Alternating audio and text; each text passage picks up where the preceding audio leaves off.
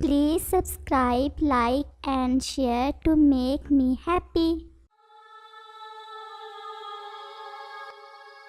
यहाँ से प्रवास करने का समय आ गया है। अब हम ज्यादा दिन इधर नहीं रह सकते। अगर कुछ दिन हिमपात और होगी तो हम उठ नहीं पाएंगे। हमें अपना जीवन सुरक्षित रखने के लिए कल ही जाना होगा। सोनू को बताया है? हाँ, इसे पता तो है कि प्रवास करनी है, लेकिन उसे ये बताना होगा कि कल ही जाना है। तो क्या फिर मैं बताऊं सोनू को? नहीं, मैं जाता हूँ। अभी ये भी तो फैसला करना है, पूरब की तरफ जाना है या पश्चिम की तरफ। ठीक है, तुम सोनू से मिल लो और मैं कल सुबह तुम्हें यहीं मिलूंगा। हाँ, मैं जाता हूँ। और कव्वा सोनू की तरफ चला जाता है। प्यारे दोस्तों, क्या आपने मुझे सब्सक्राइब कर लिया है? और घंटी के आइकॉन को दबाना बिल्कुल मत भूलिएगा। सोनो, क्यों इतनी उदास हो रही हो? हम हर साल यहीं से तो प्रवास करते हैं और फिर से हम यहीं आ जाएंगे, फिर ये उदासी कैसी? तुम नहीं जानते, पिछले साल मेरी मम्मा थी साथ, लेकिन इस दफ़ा मैं अकेली हूँ। जब मेरी मम्मा थी तो जीवन बहुत आसान था।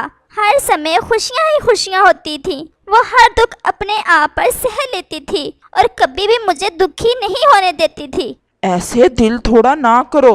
तुम अपनी माँ की तरह सियानी हो। हर खूबी तुम में अपनी मम्मा की है। इसलिए तो तुमसे ये सलाह करने आया हूँ कि हमें किस दिशा में जाना चाहिए।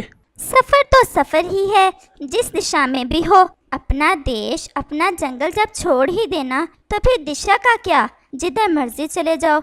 मम्मा कहती थी जब तुम कभी भी प्रवास करो तो ये सोचकर मत जाओ कि वहाँ तुम्हें बहुत आसानियाँ मिलेंगी। अपनी सोच और अपने आप को हर समय किसी भी मुश्किल से मुकाबला करने के लिए तैयार रखो।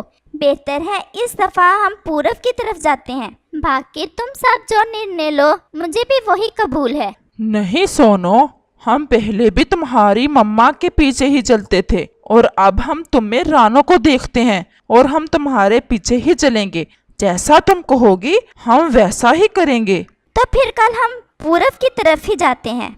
बेहतर है, मैं बाकी पक्षियों को भी बता देता हूँ।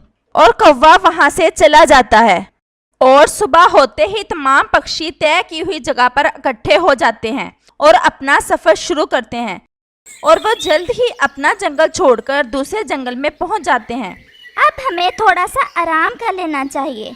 हाँ, तुम ठीक कह रही हो सोनो, हमें थोड़ा आराम करना चाहिए। इसी समय हम पानी भी पी लेंगे और थोड़ा बहुत दाना भी खा लेंगे। इस तरह हमें थकावट भी नहीं होगी। हाँ हाँ, मैं भी बहुत भूखा हूँ और थक भी बहुत गया हूँ। अब हमें जरूर आराम करना चाहिए। सुबह से तो उड़ रहे हैं। और सब पक्षी वहीं पर ही बसेरा कर लेते हैं। ऐसे ही शाम हो जाती है। अब हमें यहाँ से उड़ना चाहिए। नहीं, मेरे ख्याल में आज रात हम यहीं पर बसेरा कर लेते हैं, क्योंकि अभी हमारी मंजिल बहुत दूर है। अंधेरे में हम भटक जाएंगे। इसीलिए यही बेहतर है कि हम अपनी आज की रात यहीं पर गुजार लेते हैं। ऐसे ही सुबह हो जाती है और तमाम पक्षी दोबारा उड़ने की तैयारी करते हैं। जल्द ही वो अपनी मंजिल पर पहुंच जाते हैं। ये कितनी सुंदर जगह है। मेरे ख्याल में हमें कुछ दिन पहले ही आ जाना चाहिए था। ऐसे ही हमने बर्फ में कुछ दिन ज़ाया कर दिए। कितनी मुश्किल से गुजारे थे हमने वो दिन। हम कोई शौक से प्रवास नहीं करते। वो जंगल हमारे पूर्वजों का है और हमारा आखिरी ठिकाना वही है। ये तो सिर्फ चंद दिन इधर गुजारने हैं हमने और बस फिर अपने घर चले जाना है। जंगल में बहार का मौसम था। हर तरफ फूल ही फूल और पेड़ों पर रंग बिरंगे फल लगे हुए थे। तमाम पक्षी जी भर कर फल खाते और रात होते ही अपने अपने घोंसलों में वापस चले जाते।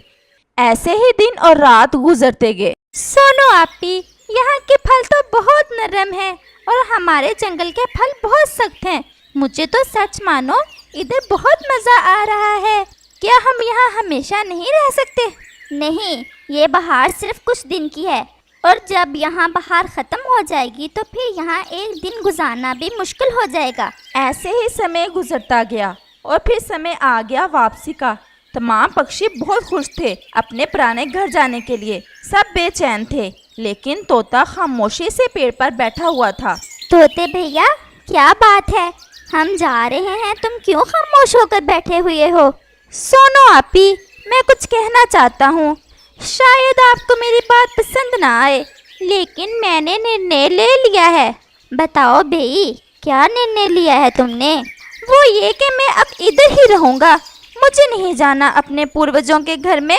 ये तुम क्या कह रहे हो तोते भैया? यहाँ के फल, यहाँ का मौसम हमारे लिए अस्थायी है। हम इस मौसम के आदी नहीं हैं और ना ही हम ऐसे नरम नरम फल हमेशा खा सकते हैं। आप ऐसा ना कहो और हमारे साथ चलो। लेकिन मुझे माफ़ करना, मैं ऐसा नहीं कर सकता। तमाम पक्षी तोते को समझाने की कोशिश करते हैं, लेकिन वो मान नहीं रहा था। आखिरकार पक्षी तोते को छोड़कर अकेले ही वापस चले जाते हैं। हमारे पूर्वज यहाँ भी तो रह ही सकते थे। इतने नरम नरम फल है यहाँ। अगर कोई गलती हमारे पूर्वजों से हुई है तो इसका ये मतलब तो नहीं हम इसे सुधारे ही नहीं। यहाँ के फल कितने नरम हैं, जरा भी मेहनत नहीं करना पड़ती, सब कुछ बहुत आसानी से मिल जाता है। ऐसे ही दिन और रात गुजरते गए। बहुत लंबा समय कामकाज ना करने और इतने नरम नरम फल खाने की वजह से तोता भी बहुत नाजुक हो गया था। ये सारे नरम नरम फल तो खत्म हो गए हैं। चलो कोई बात नहीं, फिर से मिर्च या कोई अमरूद ढूंढ लेता हूँ। और वो एक मिर्च ढूंढकर जैसे ही इसे खाने लगता है, इसकी चोंच इस मिर्च को तोड़ नहीं पाती और वो हैरान रह जाता है। और वो फिर से कोशिश करता है, लेकिन ऐसा नहीं कर पाता। वो ज़रा भी जोर नहीं लगा पाता। मुझ में तो ज़रा भी ताकत नहीं रही। अब मैं कैसे इन हालात का मुकाबला करूँगा? वो नरम नरम फल तो ख़त्म हो गए। मुझे अब कुछ करना होगा। मुझे वापस जाना होगा। वहाँ मेरे दोस्त हैं, वो ज़रूर मेरा कुछ करेंगे। और तोता वापस अपने पूर्वजों के जंगल की तरफ चल देता है। काफ़ी सफ़र करने के बाद आखिर तोता पहुँच जाता है। सोनो आपी, मुझे डांटना नहीं, मैं तो पहले ही बहुत कमज़ोर हो गया हूँ। मेरी चोंच में बहुत दर्द है, मैं कुछ भी नहीं खा सकता, बस वो नरम नरम फल ही खा सकता हूँ। लेकिन तुमने हमारी बात ना मानकर अच्छा नहीं किया था। मैं शर्मिंदा हूँ, लेकिन अब मेरा कोई उपाय करो। मैं कुछ भी नहीं खा पा रहा। तुम्हारा जिस्म अब मेहनत का आदी नहीं रहा। हमें ज़िंदगी में मेहनत करना होती है। तुम अब अपनी चोंच से ज़्यादा जोर ना लगाना। जब भी कुछ खाना हो तो उसे मेरे पास ले आना, मैं तुम्हें तोड़कर नरम कर दूंगी और फिर तुम उसे खा लेना। और फिर तोता ऐसा ही करता है। कुछ ही दिनों में तोते की चोंच में दर्द कम हो जाता है और वह फिर से अपने माहौल का आदी हो जाता है।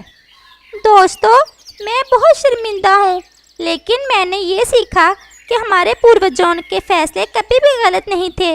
वो हमारे लिए बेहतर ही सोचते थे।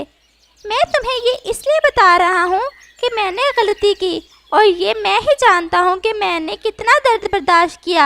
आप सब मुझे माफ़ कर देना। अगर सोनो आपी मेरी मदद ना करती तो मैं कभी भी इस मुश्किल से निकल ना पाता। सोनो आपी, आपका बहुत धन्यवाद। इस कहानी से हमें ये सीख मिलती है कि हमें कभी भी अपने पूर्वजों के फैसलों के खिलाफ नहीं जाना चाहिए, क्योंकि उन्होंने अपनी ज़िंदगी के अनुभव से जो बातें सीखकर हम तक पहुंचाई हैं, उन्हीं पर अमल करके हम अपनी ज़िंदगी को ज़्यादा बेहतर गुजार सकते हैं।